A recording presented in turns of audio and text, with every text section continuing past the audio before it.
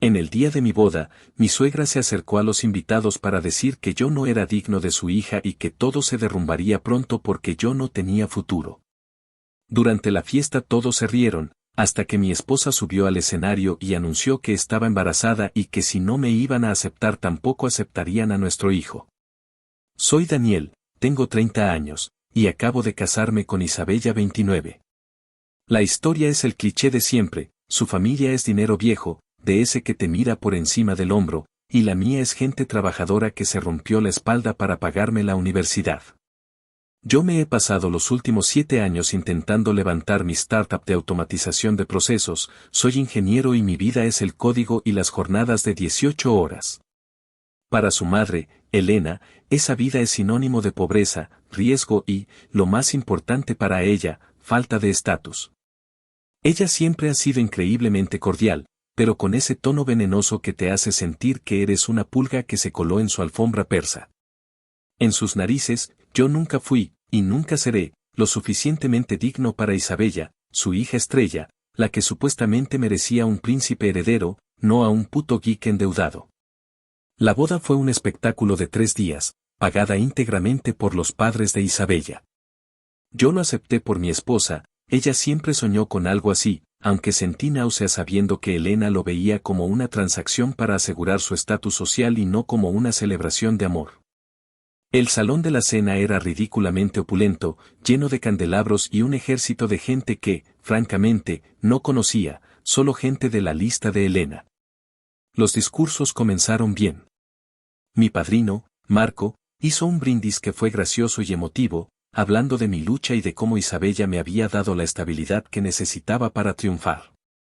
Luego vino mi suegro, Roberto, que es un hombre decente, pero completamente dominado. Su discurso fue breve y lleno de clichés, pero se notaba en sus ojos que estaba tratando de caminar sobre cáscaras de huevo.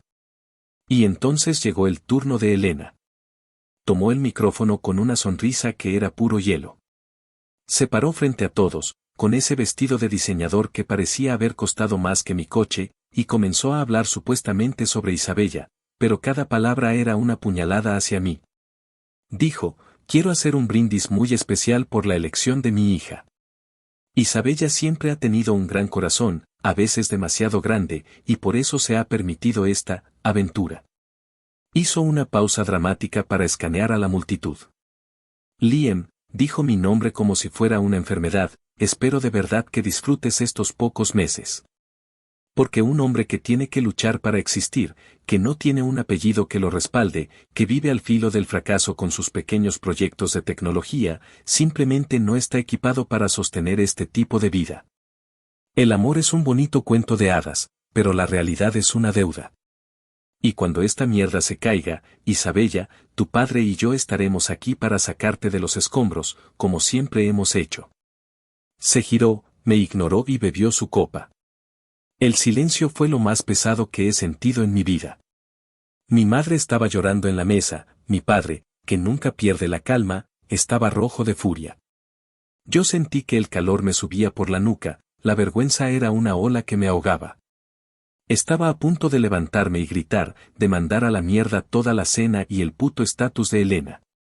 Me levanté y le dije a Marco que necesitaba aire, me fui directo al baño, golpeé la pared 2 veces y traté de respirar para no arruinarle el día a mi esposa, la única persona que importaba allí. Cuando regresé, la música que habían puesto para disimular ya se había detenido. Vi a Isabella en el escenario, en la misma posición en la que Elena había estado, pero la expresión en su rostro era completamente diferente. No era la sonrisa de la novia, era la cara de una general que estaba a punto de ordenar una masacre. Ella agarró el micrófono con una firmeza que me detuvo en seco. Gracias a todos por el brindis, dijo, haciendo énfasis. Ha sido muy inspirador.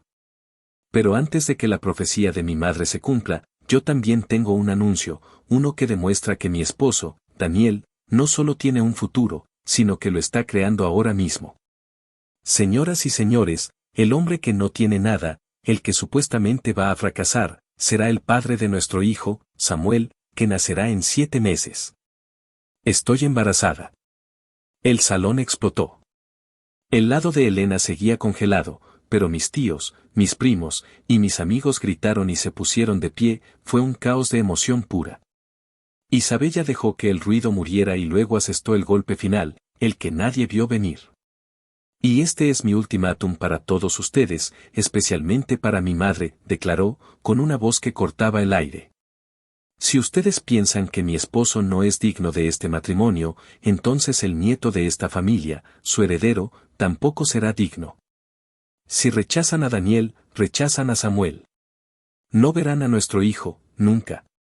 Ni una puta vez. Tienen que decidir ahora si quieren ser parte de esta nueva familia que estamos formando, o si van a seguir viviendo en ese estatus rancio y vacío que mi madre tanto adora. Daniel es mi futuro, y si él se cae, nos caemos juntos, pero esta familia no se va a rendir. Ahora, si me disculpan, voy a bailar con mi esposo, el hombre que me hace más feliz que todos sus malditos millones juntos. Elena se puso de pie, su cara era la viva imagen de la traición y la furia, gritando algo incoherente sobre manipulación.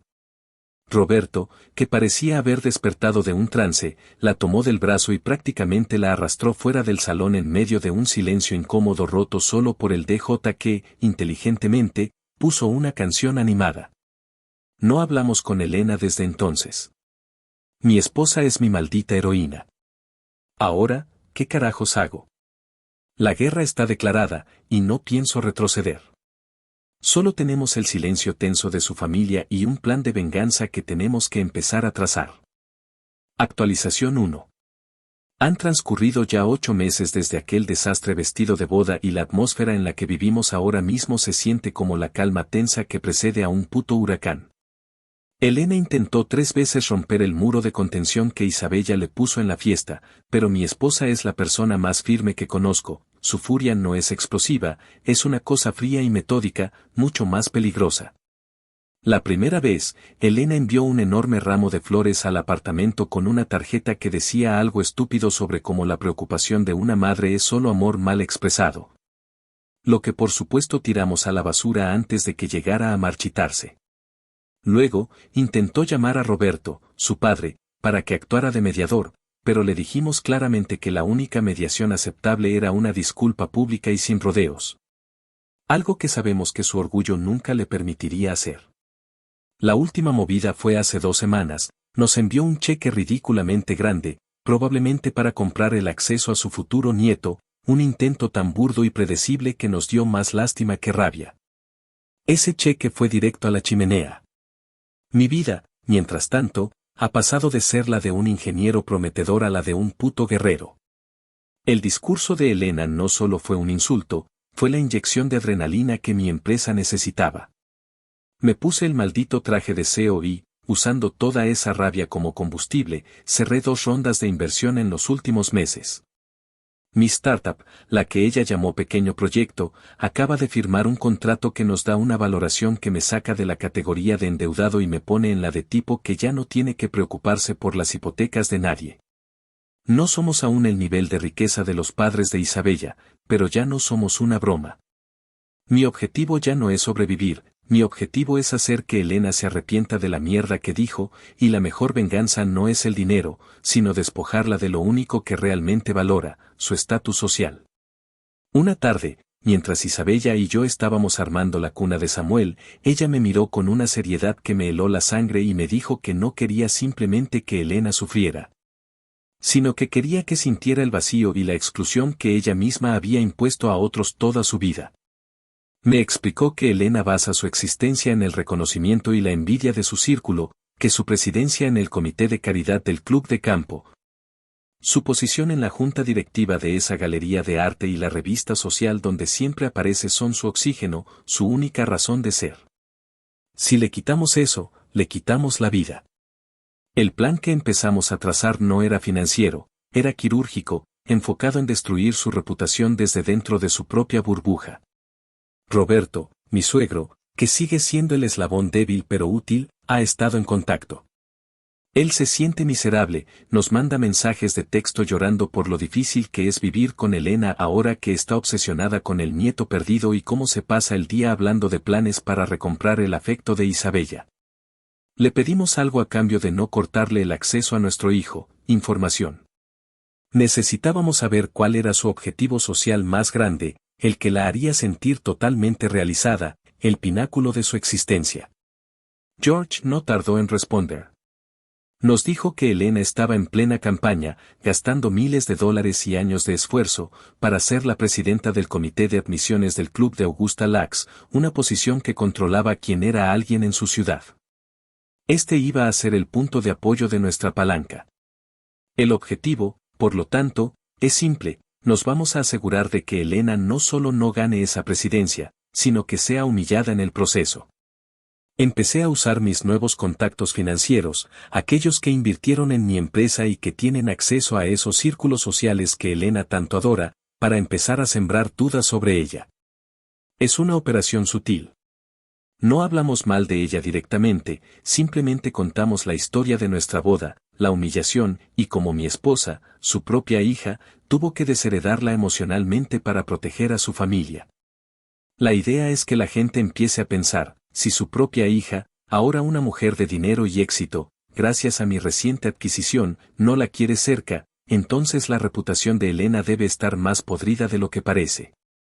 La primera fase de la guerra de reputación ha comenzado. Actualización 2. El mundo se detuvo hace ya 14 meses cuando nació Samuel. No hay palabras, ni toda mi capacidad de ingeniero, para describir la alegría y el agotamiento que trajo ese niño. Es un torbellino de felicidad pura y una motivación diaria para seguir en esta guerra de mierda. Mientras Isabella y yo estábamos en el hospital, experimentamos la furia de Elena en su máxima expresión. La mujer llamó al hospital 50 veces, enviando mensajes de texto a Roberto para que intentara mediar, e incluso se presentó en la recepción con una floristería entera y un séquito ridículo, intentando convencer a las enfermeras de que el bienestar de su nieto requería su presencia inmediata. Isabella fue inflexible, le dijo a la enfermera de la sala de maternidad que si Elena intentaba acercarse a menos de 10 metros de nuestra habitación, llamara a seguridad. Le enviamos un mensaje a Roberto, corto y conciso: mientras Elena no dé una disculpa pública y sincera, no conoce a Samuel. Tu acceso depende de tu esposa. El nacimiento de nuestro hijo coincidió con un giro monumental en mi vida profesional. Mi pequeño proyecto de startup fue adquirido por una de las empresas tecnológicas más grandes del país. Me convertí, de la noche a la mañana, en un hombre rico de verdad. No solo tenía capital, sino que tenía algo mucho más valioso en los círculos de Elena: legitimidad. Yo ya no era el geek que se estaba endeudando, yo era un empresario exitoso que acababa de hacer una venta millonaria, el tipo de persona que el club de Augusta Lux, el objetivo social de Elena, adoraba tener entre sus miembros. La ironía era tan dulce que casi podía saborearla. El plan de venganza, diseñado por Isabella con una frialdad impresionante, se ejecutó a la perfección. Roberto, sintiéndose acorralado y desesperado por ver a su nieto, nos pasó los nombres de los 5 miembros más influyentes y conservadores del comité de admisiones del club. Ellos eran la clave para la presidencia de Elena.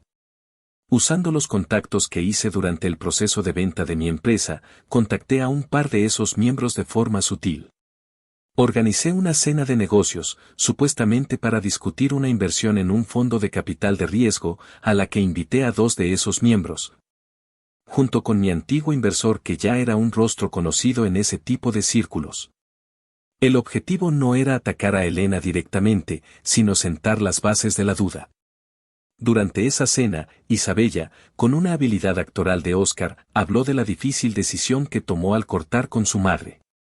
Contó la historia de la boda, no con ira, sino con una tristeza muy bien fingida, diciendo lo difícil que era para ella que su propia madre la hubiera desheredado emocionalmente por casarse con un hombre que, aunque humilde en sus inicios, era ambicioso y construía su propio camino.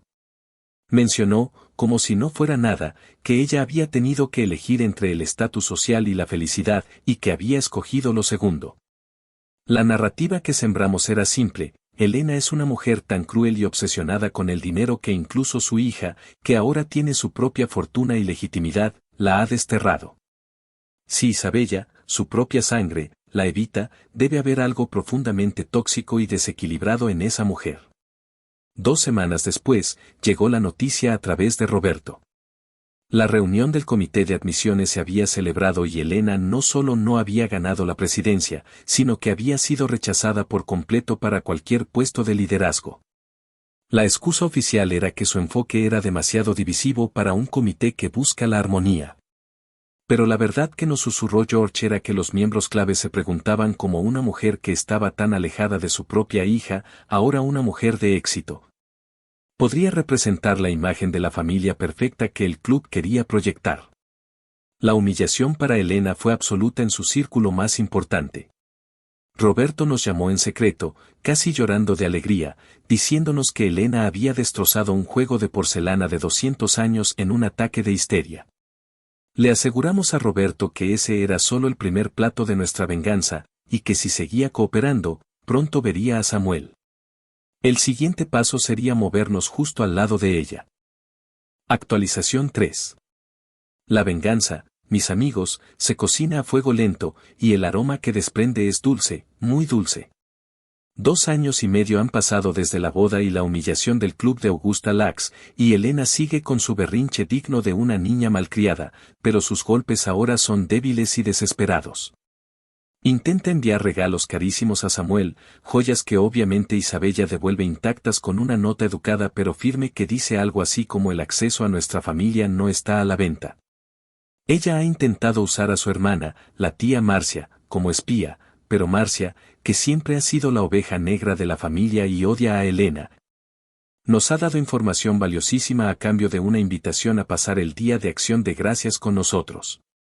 La guerra está siendo ganada en el frente de la legitimidad. Con la adquisición de mi startup y la entrada de capital que me puso en la cima, el dinero dejó de ser un problema y se convirtió en una herramienta de guerra. La fortuna de Elena y Roberto siempre ha estado ligada a su prestigio y al valor de su propiedad, que es el centro de su universo social.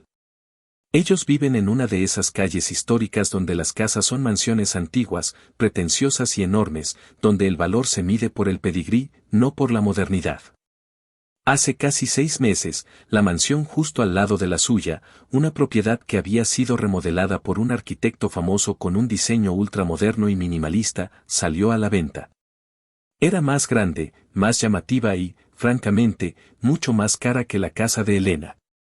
Esta era la oportunidad. No solo para vivir cómodamente, sino para que Elena tuviera que vernos ser felices y exitosos todos los malditos días. Compramos la propiedad sin pensarlo 2 veces, la cerramos en efectivo y, para añadir más sal a la herida, utilizamos a la misma firma de diseño que Elena había intentado contratar para su fallida renovación del club de Augusta Lacks. La obra se hizo en tiempo récord, y la casa quedó como un puto monumento a mi falta de futuro. El día de la mudanza fue épico, digno de una película. Teníamos camiones y personal por todas partes, descargando muebles de diseño y, sí, la escultura que Isabella compró para el jardín, que era intencionalmente enorme y muy llamativa. Elena estaba en su patio, vestida impecablemente, pero su rostro era de puro horror. Parecía que había visto a un fantasma. Cruzó la acera, tambaleándose un poco, y me preguntó con la voz quebrada qué demonios estaba haciendo. Le respondí que nos estábamos mudando, simplemente eso. Le dije que era bastante irónico que su discurso en la boda sobre mi falta de visión y mi pobreza nos hubiera motivado tanto que mi pequeño proyecto tecnológico había comprado una casa mucho más impresionante justo al lado de la suya. La miré y le aseguré que ahora éramos vecinos, y que tendría una vista de primera fila a la vida increíble que estaba disfrutando su hija y su nieto, todo gracias a la fortuna que yo había construido. Esa misma noche, Roberto se escabulló para vernos. Se sentó en la cocina de nuestra nueva y brillante casa, con la cabeza entre las manos, y admitió que Elena se estaba volviendo loca. Me dijo que lo había amenazado con el divorcio si él no nos convencía de vender la casa y mudarnos a otra ciudad. El pobre hombre estaba agotado y asustado de perder el poco contacto que todavía mantenía con Isabella y Samuel a través de nosotros. Le hice la propuesta más seria y final de nuestra venganza, le dije que dejara de ser un puto rehén y que se divorciara el primero. Le ofrecí pagar al mejor abogado de divorcios que conocía, alguien que se aseguraría de que Elena no pudiera tocar su mitad de la fortuna y, lo más importante, que le permitiría ver a Samuel sin el filtro tóxico de su esposa. Le aseguré que yo ya no necesitaba su dinero, solo quería su libertad y su conciencia limpia. Él rompió a llorar, me abrazó como a un hijo y me prometió que consideraría la propuesta. La mudanza fue más que un cambio de dirección, fue un asalto directo a la moral de Elena. Ahora, solo quedaba la humillación pública final. Actualización 4. Han transcurrido exactamente 4 años desde el día de la boda, y mi hijo, Samuel, es ahora un demonio de 2 años y medio que corre por los pasillos de esta mansión. La misma que Elena tiene que ver cada puta mañana al salir de su casa.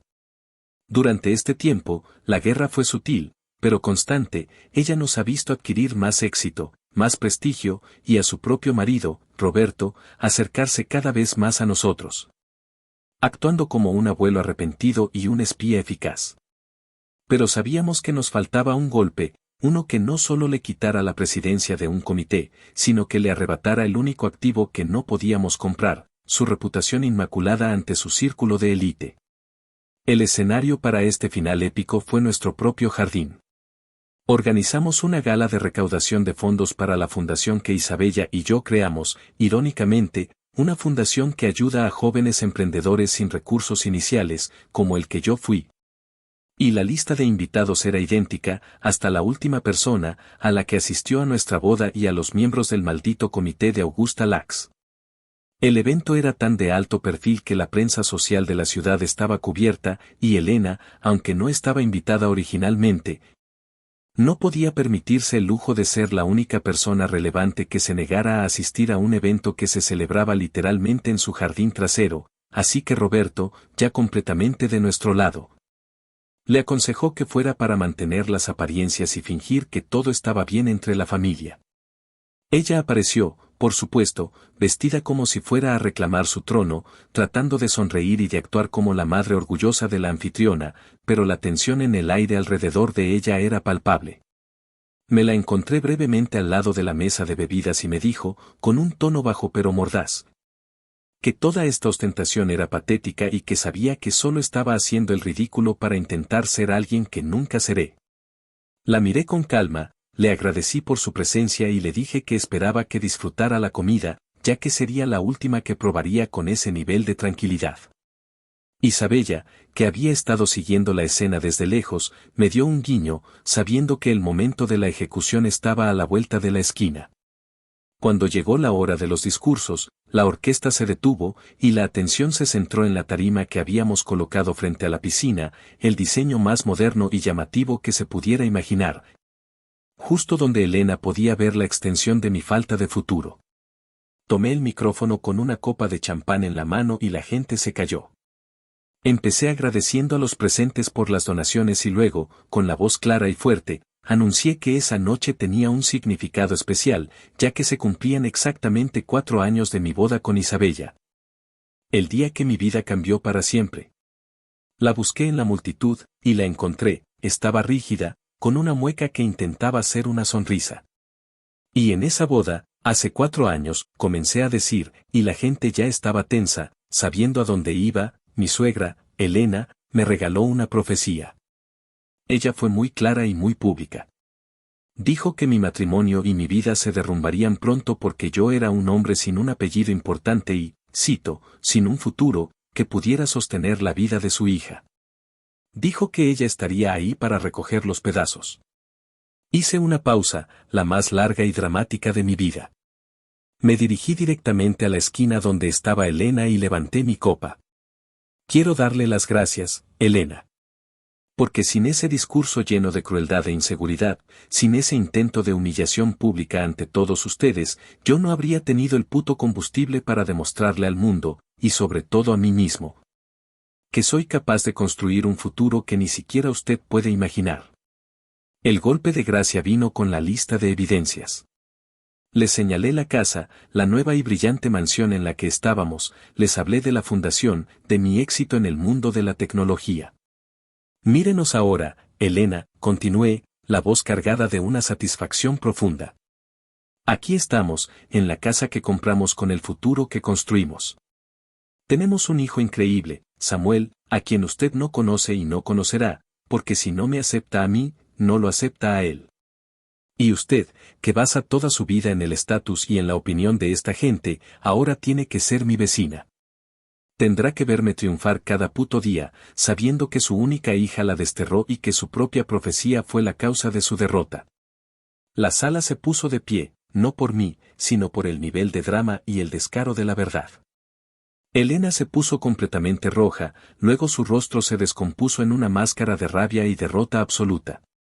No gritó ni hizo una escena, su humillación fue tan completa que solo pudo soltar su copa, darse la vuelta y salir caminando rápidamente, con la cabeza gacha. En medio de los aplausos y las miradas de lástima de su propio círculo social. El daño era irreparable, la destrucción, total.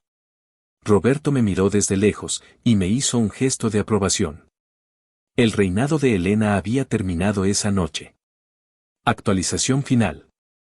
Ha pasado un año completo desde esa gala en nuestro jardín, el momento en que Elena se autodestruyó en medio de su propio círculo social. El tiempo, al parecer, no cura todas las heridas, pero definitivamente las agrava si eres una persona podrida de soberbia. Durante ese año, la vida de Elena se desmoronó de la única forma que podía hacerlo, públicamente y sin dignidad. Nadie de su antiguo círculo la llama.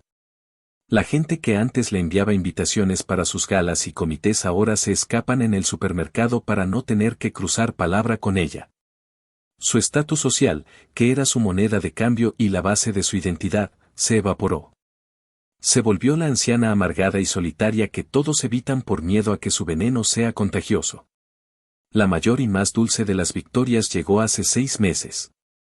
Roberto, mi suegro, finalmente se armó de valor y le presentó los papeles de divorcio.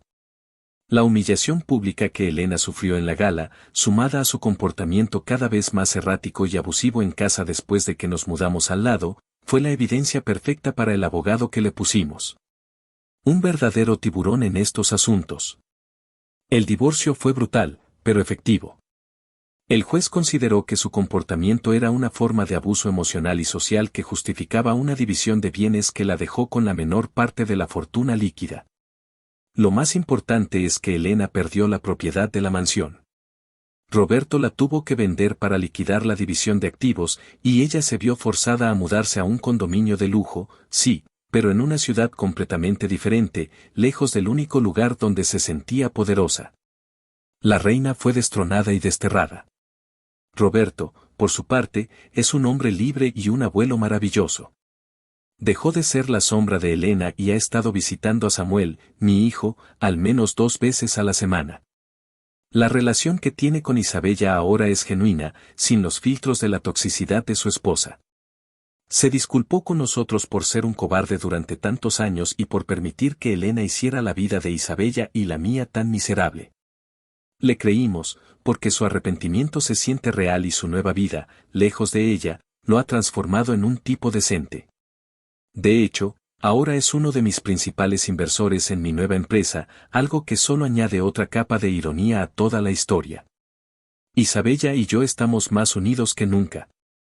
El matrimonio se ha fortalecido porque enfrentamos un enemigo común que nos obligó a luchar hombro con hombro.